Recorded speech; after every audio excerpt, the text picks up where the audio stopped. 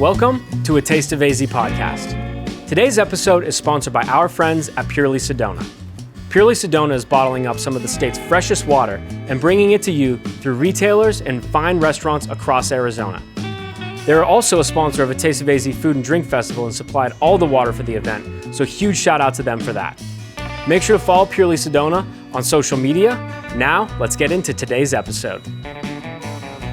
Well, we are here. I am very honored to have you on the podcast because this is it's not just like my favorite local water. It's my favorite bottled water in the world, probably. Yeah. Yes, absolutely. So Purely Sedona. I have the artisanal spring water. And I think you Sarah, you brought me soda water too? Which one's a soda? This one is the This one? yes. All right, I got to crack this open because I love a good soda water. Actually, me too. I stopped drinking alcohol about 2.5 months ago. Mm-hmm. Soda water is like my savior. And this is my favorite one. It's good stuff. You did a good job on this. I struggle with straight water. I was the one who insisted we have bubbles. Did you? Yes. Okay. Why? Like, what is it about? You just like the experience? I grew up soda. My dad is a Pepsi bottler. So I grew up bubbles. And water was just too plain for me. Yeah. So I love the bubbles. Yeah. Oh, I love it. Well, I'm glad that you advocated for this. So. And extra bubbles. There's different variations of bubbles, depending on which water you're drinking. Some of them have more, and we went on the higher side. What does that look like? So what is higher? Do you know like carbonation levels and stuff like that? I told you I wasn't going to hit you with hard questions, but I do know carbonation. I was going to say those are actually the easy questions. Okay. Technical I can do. Okay, good. 3.5 to 3.6 gas volumes, or 3.4 to 3.6 gas volumes is what we target. Okay. And how does that compare to a lot of ones you see? I don't know how it compares to other waters. I know on flavoring, like if you taste like a Pellegrino, it's going to be a little bit less bubbly compared to a Perrier or a Gerolsteiner. Yeah. Those have a lot bigger. I don't know if they're bigger bubbles, but they're a lot more intense bubbles. Okay. Gotcha. So. And do you know much about nitro? No, I don't. Well, like coffee, nitro coffee. Okay. Or beer, right? So I come from the beer world, and like nitro beer is, so I'm all about carbonation, right? Mm-hmm. So with beer, when beer would get flat or something like that, I can't drink it. I don't care how good it tastes. If it's flat, I'm not going to drink it. And then there is nitro, which seems like a Guinness, right? Mm-hmm. It seems more flat, but with the bubbles are so small. It's like micro bubbles. So I think PepsiCo actually tried a Pepsi Nitro. Oh, really? Pour, and it had a special. You had to tap the cap funny and then pour it. And the bubbles, they don't translate as well. Yeah, I don't think. But I like big bubbles. I like intense bubbles. Me too. That was a great intro. So what is your name and what is your role with Purely Sedona? My name is Katie Goki, and I am the president of Sedona Bottling Company. Excellent. And let's start with this. Are you from Arizona? I am not. I am originally from North Dakota. Okay, interesting. Yeah. So what was growing up in North Dakota like? It was different. Okay. No, I mean, it was great. We had, my parents were very involved. So we got to do a lot of traveling, a lot of, my dad can fly small planes. And so, and my mom would work a lot. And so my mom would be working and my dad would fly us an hour and a half to half hour to Velva or to Rugby or up to the Peace Gardens. So we'd fly over Mount Rushmore and back. Wow. So just kind of going around and seeing everything to keep busy. Yeah. That's really good. So what part of the state? So my wife grew up in Minnesota, but Western Minnesota. So she went to Morehead State, which is right on. My grandmother lives in Fargo. Okay. Live in Fargo, yes. Yeah. Okay. Yeah. How long have you been away? Because I don't detect So I left at 18. Okay. I went to school out in D.C. Did you ever have the strong Fargo accent? Not as much. Okay. I didn't even really notice it. Sometimes in college, my friends would call me out on if I was inebriated and I would hold my O's a little bit longer. Okay. But when I went home after having been at college 1 or 2 years, then you hear the accent and you're like, oh my goodness, there is an accent. I didn't realize that. Yeah. Well, I flew back with her the first time I went back to her hometown, and we flew into Fargo, and then we stayed the night there, and we went out to some bars and stuff. And I was like in awe. I'm like, everybody talks like this. And it almost seems like exaggerated, right? Because you see the movie Fargo and, it's like they're notorious for that accent. And then when you see it in person, you're like, wow, it's even more like spectacular in person. Especially when you get a whole room going. Then Sure. You're like, okay, I hear it now. Yeah. Well, so my wife, obviously we live out here. She has a lot of family that lives out here, including her parents, a couple aunts. So now I'm surrounded by that accent, even though we're in Arizona, and I start to emulate it sometimes too. So they say I have an accent. They're like, oh, you sound like you're from Pittsburgh. And I'm like, what does that even sound like? Like, I don't know Pittsburgh. I know Pennsylvania is like the water. Yeah, like maybe on the east. Yeah, so we're getting off track. That's my fault. We're talking about Western Pennsylvania, Eastern Pennsylvania. But so you moved. What did you have? Did you want to be a pilot when you were growing up? Like, did you have a path that you wanted to go on? No, I wanted to go out and see the world. Okay. Yeah. I did want to leave North Dakota for college. My one requirement was out of North Dakota and a city is where I went. So I went to DC. Okay, I nice. loved it. Tried a whole bunch of different things. I actually went back to school for engineering. Okay.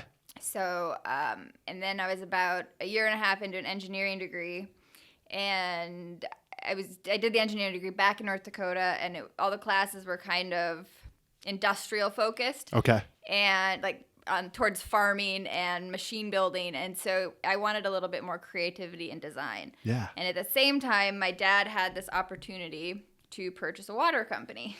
And he had asked my elder sister if she wanted to do it, and she said, no, I don't really want to go do that. And then he asked me, and I said, absolutely, let's do it. Well, I looked at the water quality, which I had just read a bunch of articles about beauty and water and the mixes and whatnot. Yeah. And I had read about water quality, and I looked at this water quality, and I said, well, this is really good. Yeah. This is really good water. We should actually consider this. You're talking about Sedona? Mm-hmm. Like the Sedona water? Yeah. Okay.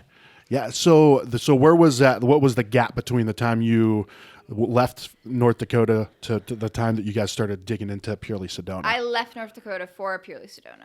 Oh, gotcha. I left. I did not finish the mechanical engineering degree. And I came down here instead. Gotcha.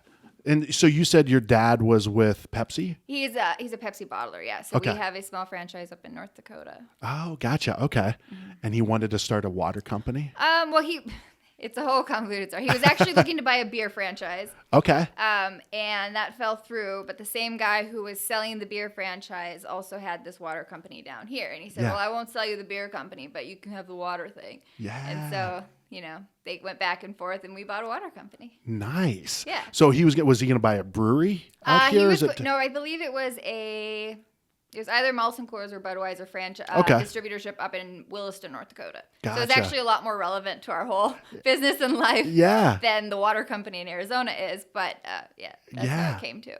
Interesting. So I didn't even know that was a thing. So you say he's a Pepsi bottler. Mm-hmm. Like, so what does that even mean?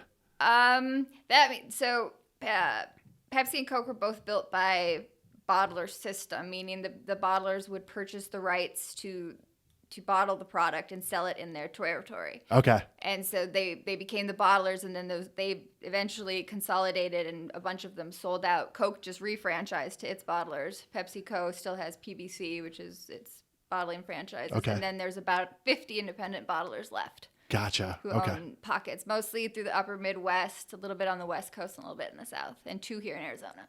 Interesting. I feel like that can be a whole episode by itself. I grew up in the Pepsi system. Yeah. I do know a great deal about that. So you are a Pepsi person rather than Coke, or? Absolutely. Yeah. Hands down. I know. Me too. I like Pepsi. My grandmother always had Pepsi in the fridge, the basement fridge. Remember, like I'm sure you guys have basements in North Dakota, right? We don't have basements out here, but I mean, I'm very grateful for Pepsi. I went to the marketing or the grand class of marketing from PepsiCo. My dad used to drag us to all the annual meetings. Yeah. We'd have to go to all, like, anytime he wanted a trip, and he would drag us along, and he'd make us sit in on the meetings because we had to, learn why we were there and whatnot. Yeah. And I mean, you learn so much. They're such a fabulous company at what they do in marketing and market research and whatnot. And you just learn so much from them. They really have done a lot over the years. They know what they're doing. Yeah, they right? do know what they're doing. Yeah. Well, I think that's actually a really good point, because it's those lessons from like me, right? Coming from University of Phoenix, this big, huge company, to now being able to take what I've learned and apply it to this small kind of, I don't want to say startup, because I think startup is, for software or whatever, but I'll call it a startup, right? This small company locally, but we're using so much knowledge that I gained from University of Phoenix, from this big corporation, right? And probably the same for you, right? All that stuff, you probably learned so much to be able to apply to Purely Sedona. Well, I remember sitting, so I got my master's degree in business here at ASU. Okay. And I remember sitting through the marketing class and all the buzzwords. It's just like, I've sat through this meeting 100 times already. Like, all of the things that they talk about, they basically run the big corporate meetings with the same words and the same, so you're all looking for the same thing. So it really did help, seeing it over and over and over again. And see that it works. Yep. Right? Yeah. Put it in action and see that it works. All right. So your dad had this opportunity. How long ago was it that the opportunity first came? 10 years. So I moved down here in 2013. Okay. So almost 11. Had you been here before to Arizona? I'd been to Arizona. Okay. We came down and looked at the property and looked at the plant before we bought it. And we did that in June or July. Okay. So I kind of knew what I was getting into. I Sure. moved down here August 1st. Yeah. So You knew. I knew, exactly. Like, it didn't take me long. It's actually better than summers in DC because it's not so humid. Ooh, yeah. I used to have to walk to class and walk to work out in the swampy air, and you'd just be dripping sweat, and you would not be attractive by the time you got anywhere. Yeah. And here it's like, at least everything dries and I still look good, and like, you don't sweat till you sit down. So. For sure. Yeah. And the sweat immediately like just evaporates. So, even though you're sweating it all out, you don't look like it as much, right? Ideally, I guess, maybe. I don't know. My goal this year, so I moved here in 2007. My goal this year is to get acclimated. I'm like, I'm tired of complaining about it. I'm just going to acclimate myself. And I'm a big dude, so it's a little harder for me, and plus today I'm wearing jeans. And I was going to say, but I don't know if acclimation is that good of a thing, because then you become totally inept with the rest of the world. Like, I go home to North Dakota and I'm in sweaters at 75 and like hats at 60. And everyone's like, it's not that cold. Like, yes, it is. Yeah. It is. That is true.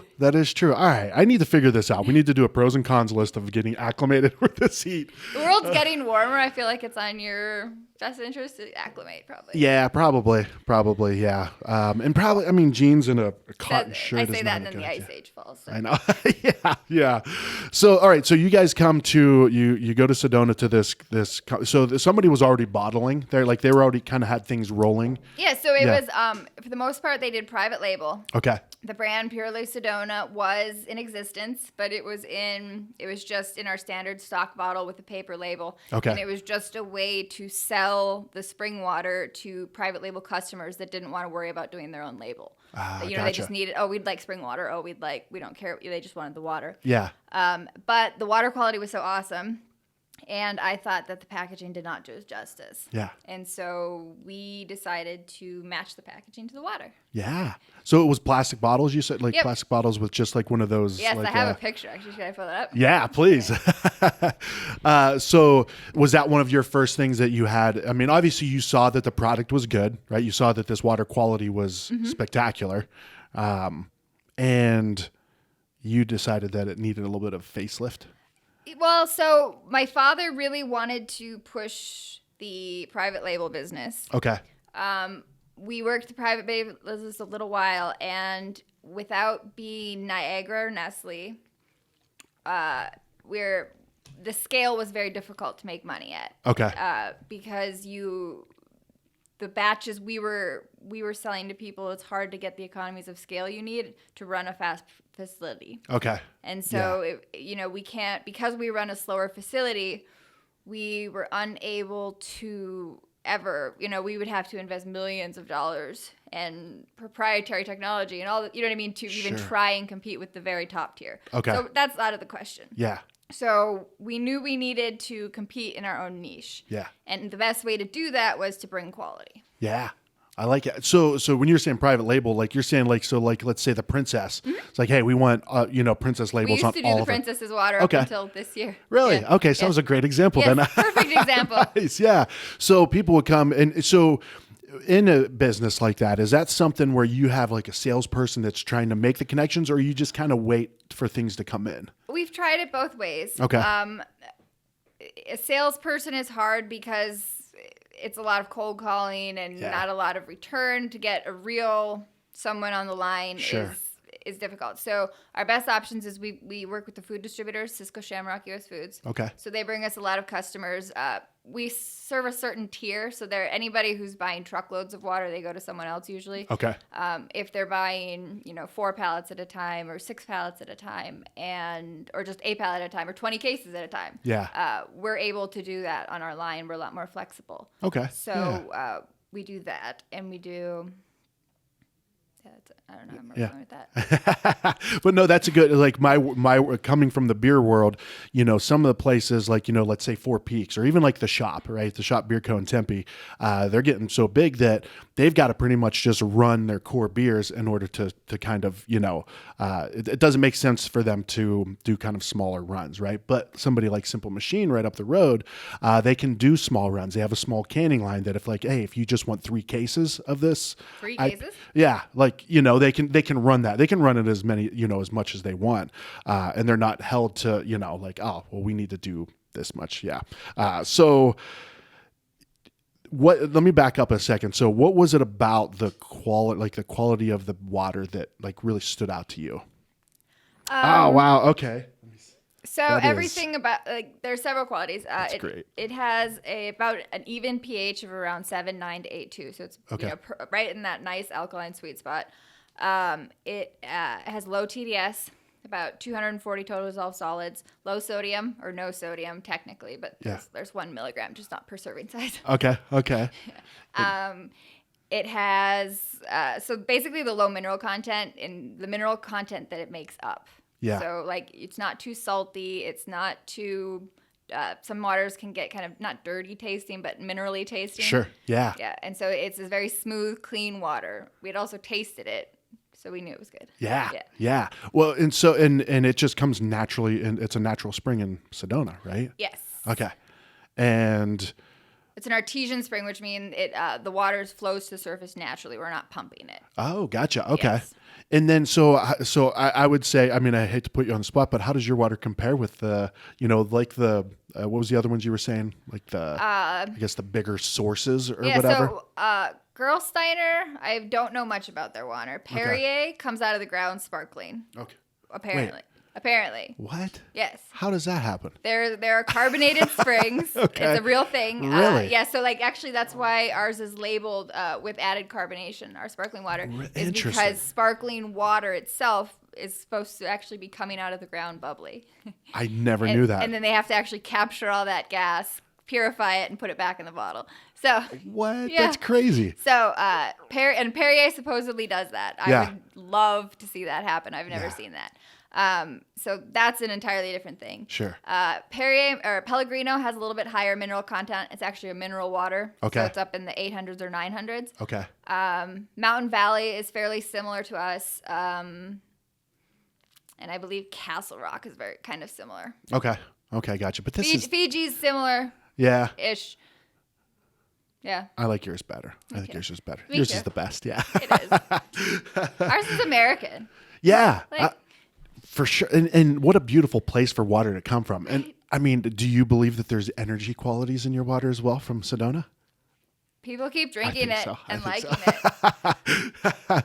I think so because it makes me super happy every time I have some. Well, I think the labeling, I think that from the picture you showed me to what you created, it's a whole different world. It's a whole different world. Yeah. And it's as sad as it is, people say, oh, it doesn't matter what it looks like. Why are we spending so much on packaging? Well, it matters. Absolutely. That's what people look at. We decided that if we were going to spend a lot of money on packaging, we wanted to actually be quality packaging. And so the glass made a lot more sense because we didn't want to spend a whole bunch of money on packaging just to be like everybody else. Sure. So yeah. And does that add a lot to like the production cost of it? Like, is it... well, a glass bottle is 10x a plastic bottle. Okay, yeah. So, yes. They're significantly more expensive. You can't ship it. It's significantly heavier, so you can't ship as many bottles. You can't ship as many cases. You know what I mean? Everything is diminished because of the glass. Yeah. Well, and also with our festival, and huge shout out to you guys for donating this water for our festival. it went over like crazy. Oh, good. It did. Like it went pretty quick. And like one of the Salt River Fields guys was like, So hey, he didn't send enough? no. Oh dear. No, but we year. agreed on it. Yeah, we like, okay, estimated, here's amount, and I went to the Salt River Field guys. I'm like, here's how much I can provide. They're like, yeah, that should be enough. And then like with an hour and a half left, 2 hours, they're like, we're out of purely Sedona That's water. interesting because usually at the wine tastings, the water doesn't get consumed that much because everybody's going for the free wine tastings. Sure. And so everybody's racing around trying to get, the different cocktails that they don't really worry about the water. Yeah. So that's good. Well, it was really cool. We really got to see our demographic or our audience like in person, which was really cool. It was like, it was the age group was older than what we expected, which is completely fine. Like our magazine we're kind of positioning it as kind of like a premium product, like a premium type of thing. Right. Same thing with yours. Like this is a premium product. Like this is you're not looking to save a penny here or there, which is, I guess it's always good, but that's not you're looking for people who want something that's a good quality product. Right. And, but anyway, so the glass part of it, it does complicate it in some instances because we couldn't use glass at the festival. Right. We had to do the plastic, which is great that you guys do plastic as well. But people loved it. And one of the benefits of Salt River Fields too, is when we ran out of water, they're like, well, the event can purchase it from the venue. I'm like, all right, so we still have more water? Like, all right, cool. It's not purely Sedona, but it'll do. But no, it was a perfect fit. So thank you guys for being part of the festival. Help. Yeah, it was awesome. And, it was cool because with that demographic as well, there was 15 drink samples that were available, right? So they had a lanyard that was around their neck, and every time they would, mark it off, they'd have a, cocktail sample from Chula would mark it off. And I saw so many of them that weren't even halfway marked. So, our main draw was the food. So it was like, this was great. Because awesome. I've been to beer festivals where people get 40 tickets and they're still trying to squeeze free drink, and it's just I was gonna say, I've been to the food tastings too, where they give you like a little teeny tiny bite and then a huge glass of booze, and you're like, yeah, how is this gonna end? Like, exactly. We see how it ends sometimes. Yeah. But no, I was very happy with the way it came out, and you guys, it just fits so perfectly. And, to have you in our magazine as an advertiser too, it's a perfect match. So thank you guys once again. Sarah, thank you as well. You what? Yeah, Sarah. It was combo. I'm going to thank both of you guys equally. But no. So no, I love that it's a premium product. I mean, it captures Sedona as well, right? I mean, that's kind of what, like, Sedona is special. It's a special place, and I just think it's cool that, even if this was bottled in, northern Arizona or, Colorado City or whatever, anywhere else, but you named it Sedona, would be kind of cool. But the fact that it is legit Sedona water. I was gonna say, it is Sedona water. It's not bottled in Sedona though. We bottle it in West Phoenix. Oh yeah, no, that's fine. Okay. Oh yeah. I was gonna say, be careful what you're saying. No, because some people are all about like bottled at the source, so it's never touched air, and like, no, we don't bottle at the source because we didn't want to bring trucks in and out of Sedona. Yeah, so. that makes sense too. Because I was talking to somebody and I'm like, yeah, we're gonna do a podcast with Purely Sedona. I was actually somebody who owns a place up in Sedona, and he's like, aren't they in Phoenix? I'm like, no, they're in Sedona. And I'm like, no, so it makes sense. Yeah, well, it makes sense. I mean, because your goal with this, I assume, is to create the best quality product that you can create, right? To create the best quality product that we can, and to be able to do it. You know what I mean? Sure. Like, I don't mean to complain, but a little bit I do. The regulations and all of the new this, you can't do that. You can't, I mean, the hoops you have to jump through are getting kind of crazy. Really? Yes. Yeah. And so, like, like this new, like, PFAS testing. What's that? California is the forever chemicals. Okay, yeah. Yeah, well, so they're going to start making us test for them, I assume. And those tests are exorbitant. And you know what I mean? So it's everything. Every time there's a big hullabaloo in the news, it falls back on us as a new regulation or a new, piece of equipment or a new sensor or a new something to mitigate any risk. And so it's gotten pretty crazy. And so it's very difficult to do in a big city in a big market, but we think we've balanced it out. Okay. Nice. Well, I love that I can go to a lot of places. So we go to Whole Foods to get our groceries. My wife's been trying to get me to go to Whole Foods for years. And I'm like, man, it's kind of expensive. Then you go and you're like, it's not really that much more expensive, right? A little bit, right? But it's better quality products, I guess, better produce. But for me, I get to walk in the front door and I see the display of store? Yeah. It's a beautiful I know the display. store. That is a beautiful display. It is right when you walk in too. Like it's how do you leverage that? How do you is that Sarah? Did you make that happen? As Oh no, PR? that is 100% Patrick at that, or Patrick and his co-managers at that Whole Foods. They did a local. So I think if that whole display along both sides of it are going to be all local products. Nice. And so we're just the jewel at the end cap. You should be. We sell a lot of water there. Okay. I think we have a lot of fans. That particular Whole Foods is one of our top stores. Yeah. No, it makes sense. It's a good fit. So let's take a quick break here, and then we'll wrap this up. A real quick shout out again to our friends at Purely Sedona for sponsoring this episode.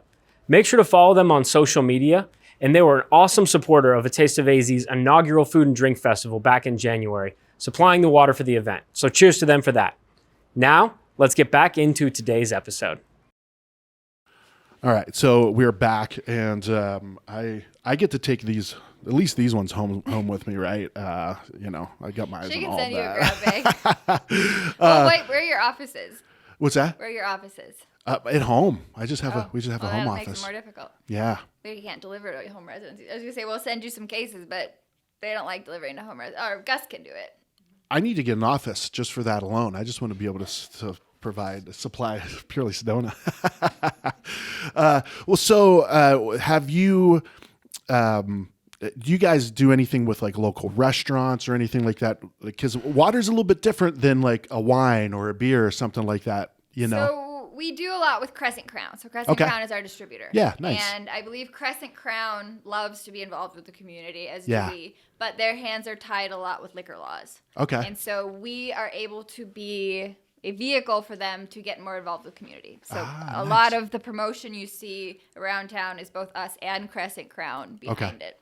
Yeah, nice. They're a great company. They are. Yeah. We really like them. They do a good job. Yes, they do. Yeah. So what is the future of this look like? So how long has it been since you guys have been bottling this? And was that the tough question you were looking to avoid? Okay. So it has been 10 years. So we bought the company in 2013. So it has been 10 years. It took us about, I believe the Purely Sedona, the plastic launched in March of 2016. So it took us about 2.5 years to get the first bottle off the line. We did custom bottles on both sizes. It was about 6 months after that we finally had the glass. So about 3 years from start to glass. We had about Sprouts launched us. Okay. So that was in 2016. So we've kind of been slowly from then, right about 2018, we hired someone and we hit the ground running, and then COVID hit in 2019 and everything, the supply chain, you kept hearing that in the news, but the supply chain failed us. Basically the trucks got overfull. They could only take so many items to grocery, and they were leaving off heavy items. And all of the other alternative distributors weren't authorized or weren't this or that. And so we had water, but we couldn't sell it. Okay. And those shelves were empty, and you couldn't sell it. So that was frustrating. But so we survived COVID. COVID was rough. Yeah. We had huge disruptions we got out of stock on our bottles twice. We, just left and right. And then this year hit, and we got glass, we've got product, and we launched. We're just Arizona in 2016. I think by 2018 we were California, Arizona, Hawaii, Nevada, and then 2019 we threw in the mountain region of Whole Foods. So we're kind of not Texas, but Oklahoma up to Omaha, over to Missouri, Kansas City, and then all the way out to Hawaii. Nice. And Whole Foods? Mm-hmm. Yeah, Whole Foods is our biggest footprint. Yeah. Nice. So if anybody's listening to this, if you want a guarantee to find yourself some Purely Sedona, go to Whole Foods. Whole Foods, yeah. Yes. Excellent. And it's not as expensive as you think. Not the water, just Whole Foods in general. If you're in the Southwest. Don't say it. Actually, no. Go to your Whole Foods and tell them you want Purely Sedona. I like that. There we go. Yeah. All the other stuff that's irrelevant. Yeah. But no, like I said, I love going into Whole Foods and seeing your guys' display. They have such beautiful stores. They do. Yeah. We used to live at Tatum and Shea, and in my opinion, that's not in a bad, like, I'm not trying to knock Whole Foods, but that's probably their worst store, and it's still a nice store. I was going to say that it's one of their smallest stores, but I think the volume they do out of that store. Oh, I'm sure. I bet. Oh yeah, you would know for sure. So you sell a lot through that one, huh? That one, and the other one that does a pile is the Biltmore one. I think they must serve everyone in that area lunch. Yeah. Like, we do so much water through there. Yeah, really. Yeah. That's awesome. Yeah. Well, then you got my favorite is the Mayo one because it's so big. That's my dad's favorite too. Is it? Yeah. I love that one. And I quit drinking alcohol about 2.5 months ago, but I would love to go grocery shopping and then, grab a beer at the place, and then you can carry a beer around in those places too. Really? Yeah. You can go grocery shop. You can get a beer at their tap room or whatever it is, and you can walk around. I think even the carts have little holders. I mean, they're probably cup holders. Men to go grocery shopping. Yeah. If it works, it works, right? But so back to the question. I hope that this one doesn't make you, not put you on the spot. But what is the future of Purely Sedona? That is a good question. Yeah. I think, we just take one day at a time. It really, right now, we are growing. Yeah. And growing always needs inputs and different feedbacks and growing pains. And so we're kind of deciding which way to go and how the best way to do it is. And when you say growing, meaning like you're getting into more stores, are you expanding it like? Yep, we're getting more placements. We are getting more, we're hopefully signing some new distributors. We're hopefully increasing our products within the stores, so everything just going up, up, up. Yeah. Yeah. Yeah, that's good. I mean, but that's, it's great and that's what you aim for, right? But it opens up a whole nother. Well, it's not been easy. I mean, it seems like it's finally happening, but it's been 10 years. So yeah, right? What I mean? Like, yeah. It isn't finally happening. It is happening. It is. Yeah. It's like the quote unquote overnight successes. Like exactly. 99% of them are. You didn't hear about me until I was successful. Yeah. Like I've been at this forever. Yeah. Exactly. Well, congratulations. Congratulations. You guys have been putting the work and the time into this, and it's a great product. And I see, we launched, I started the beer podcast in 2016. And just to see the growth of local and craft and, what we're doing here in Arizona over the last, 7 years, 8 years. It's and been Arizona incredible. has such a great support for local. You know what I mean? Like sure. they've really taken ownership of local, and let's make local successful. Like we get you guys are all these big companies, but we'll take local over you. And I really like that about Arizonans. Yeah, me too. I mean, it's such a prevalent thing that we have the opportunity to publish a magazine quarterly, right? There's so much content and so many things to cover, so many stories to tell. Arizona doesn't really get any press about its culture or its food or its this. It's kind of everything is kind of, they stole that from LA or, it's like, no, Arizonans are definitely a different type of people. You know what I mean? Yeah. Like, we're not like Californians. We are a little different. I like how you say we too, because you weren't born here, but you're embracing it. I love it. I can identify with this. I've been here 10 years. Absolutely. My sisters moved down here too. Like we're raising. Yeah. She's got a baby. That's being grown up here. That's definitely an Arizona kid. Yeah, absolutely. So. Well, I was born in Ohio, moved out here in 2007, and I would say within the first year, I told somebody, I'm like, I'm here. And like, everybody from Arizona is from somewhere else. For sure. You know what I mean? Like I think I've met 10 people who actually grew up here and are still here. Yeah. Yeah. Sarah? I'm one of those 10. Are you? Yeah. I was going to say Steve's the other one. So. Well, so, that's something that I've seen over the time that I've been here too, is like the more pride in like Arizona sports specifically, right? Because I remember when I don't think we'd had kids yet. So, this was before 2011. My wife and I worked for the Cardinals on game days. Like we were on part of the game day, staff or whatever.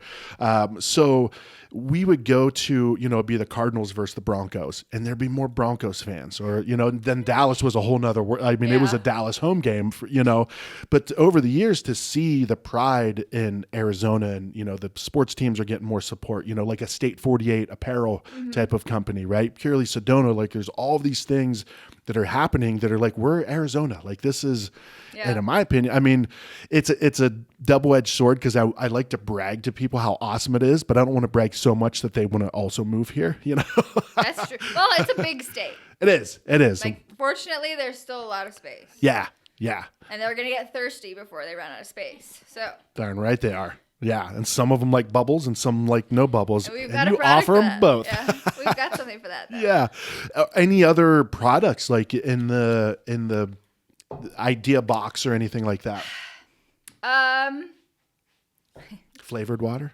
I was gonna say, yes, eventually. Okay. Lots of ideas.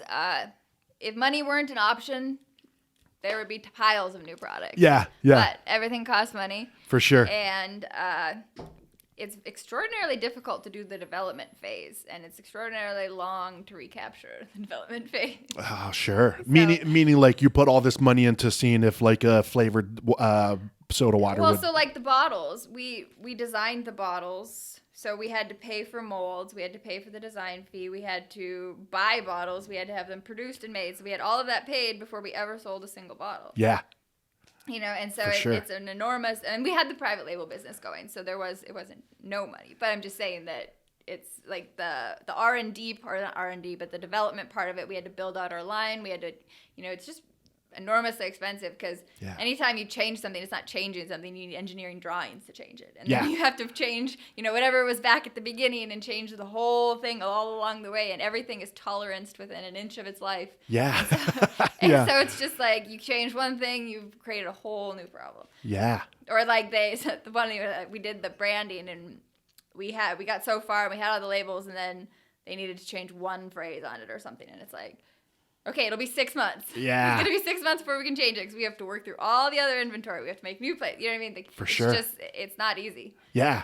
Well, and yes, with a physical product, right? You have a website and you're like, oh, we changed our motto. Okay, cool. Change it on the website and our social media. You have economies of scale. You have back inventory. You have stock. And everybody is so used to like just in time the internet. Like I ordered it on Amazon. They make it and ship it tomorrow. Yeah. And it's like, no, they didn't make it.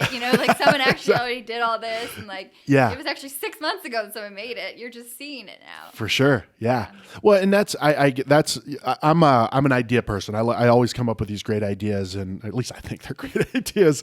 And my business partner Luke is very good. People with great ideas always think that. I know. Yeah, exactly. I would write lists of these ideas and stuff. Especially after a couple of drinks, I'm like, oh, this is a great idea. And then the next morning, I'm like, what was that even? Like that was dumb. But Luke, my business partner, he's a very good business mind, very rational. And I'm like, hey, I have this idea. Let's do this. He's like, well. He's like, that's going to cost a lot of money to do that. I'm like, yeah, that's a good point. Or, we have these products, right? And I want to do something more. I want to, do something more. He's like, we gotta focus on these things, right? So for you guys, I love that because I guess always the urge, at least for someone like me, to create something new. But you've got something that's already in the market that's kicking ass and doing great. And the goal is... I love creating something new. If I could create a new version of do the whole process again every year, I absolutely would. That was my favorite part. Yeah. However, as I said, it's extraordinarily expensive. Yeah. And I only get to do it once. But that's great to have that restraint of like, I want to do something new. I want to do this, and it's like, well, what's the best thing to do right now, right? So I'm sure you have I have a notepad that has all of my ridiculous ideas in it. And one day, most of them are going to happen. Does she have one too? I see you guys looking at each other. Oh, no, I'm just you're looking at her. I was going to say, I don't know, do you have a hedge maze yet?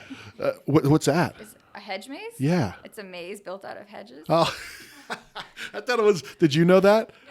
You've never seen a hedge maze? I know exactly. Yeah, I know what it is. Oh. But I thought it was like a slang or a term for something. Like, what's a hedge maze? Like, that's one of my brilliant ideas. I want to turn our property up north into a hedge maze. Ooh. Wouldn't that be fun? I and think everybody just goes and gets lost. Yeah. Halloween would be great. Oh, you could do a corn maze on. Oh, they should do that, actually. She should organize that, like a Hayville corn maze ride. Yeah. They do if that. If she benefits the church, she totally could. Yeah. There Well, you there go. we go. Brainstorming now. We're getting this on I was audio, gonna say, video. no, my joke is that we want it. My sister and I always, my brother wants this. He wants jets and he wants yachts and he wants this. Yeah. And my sister and I always joke that I just want to be successful enough that I can build a hedge maze. That's great. And you're gonna do it one day. I know it. And I'll take my kids It's there. gonna be a great maze. Yeah. And there are gonna be no drones flying over, so you can't cheat. And it's gonna have movable slides so that the maze changes. Ooh, I like that. I got this planned out. I can tell. I love that. And are you gonna have like drinking fountains like sporadically throughout it? Probably. I think it's a good idea. It'll be on the property that Purely Sedona flows out of. Yeah. So literally, like, there could be like the fountain of youth in the middle. Yeah. You go and drink. Well, except that you can't drink water from the ground because it's not been clean. Yeah. Well, there's ways around things, right? Maybe. She's like, no. No. We really don't want people drinking the water raw. Yeah. Okay? Raw water is not good for you. Okay. It's like raw. It's like cow's milk, like raw milk. Like that's. No, yeah. like raw water is like stream water. Yeah. Like it could have ground dirt in it. It could have chemicals in it. It could have feces in it. It could have anything in it. Like you absolutely do not want to drink. Okay. Today's PSA brought to you by Purely Sedona. Do not drink. The adding of chlorine to drinking water is Yeah. one of the things that prolonged human life more than anything else in human history. Really? Yes, Interesting. because Okay. there are so many waterborne illnesses. So Yeah. absolutely do not drink raw water. You heard It that? was a whole trend. Don't listen to me. Listen to her. It was a trend for a while that I think it was in New York or somewhere. They were trying to bottle up and sell raw water. But if you leave raw water in a bucket and leave it in a car, it'll grow something. Especially Yeah. in Arizona where it's 100 degrees, it'll grow something quickly. Yeah. So do not do it. Okay. All right. Good. Do Good not to drink know. water out of the ground, boil it, or Yeah. treat it. Like All right. So no water fountain at the hedge. Water fountains are fine. Okay. Yeah. All right. pure. See, that's why I'm not involved in You just this. can't drink it. You can swim in it still. Okay. All right. Well, I'll let you handle the hedge maze thing, Okay. and I'll focus on my crazy ideas. But the whole point is, these are the products you guys have right now. Ideally, some new stuff in the future, but for now, you're kind of nailing down this thing. We're trying to make this work. We think we got something good. Yeah. And we think I we're agree. close. And that's all. I love it. Well, hopefully you will find Purely Sedona bottled water at next year's A Taste of AZ Festival again. And hit up your local Whole Foods to grab some. Website is purelysedona.com. And this was great. So thank you for making the time. Yeah. Well, there you have it. Another episode of A Taste of AZ podcast. Huge shout out to Purely Sedona for sponsoring this episode and our inaugural A Taste of AZ Food and Drink Festival. Our tickets will be coming out for next year soon, so keep your eye out for those. Also, make sure to subscribe to our email newsletter and follow A Taste of AZ on social media so you can find out about our next podcast episode and so many more places to eat and drink around Arizona. Cheers.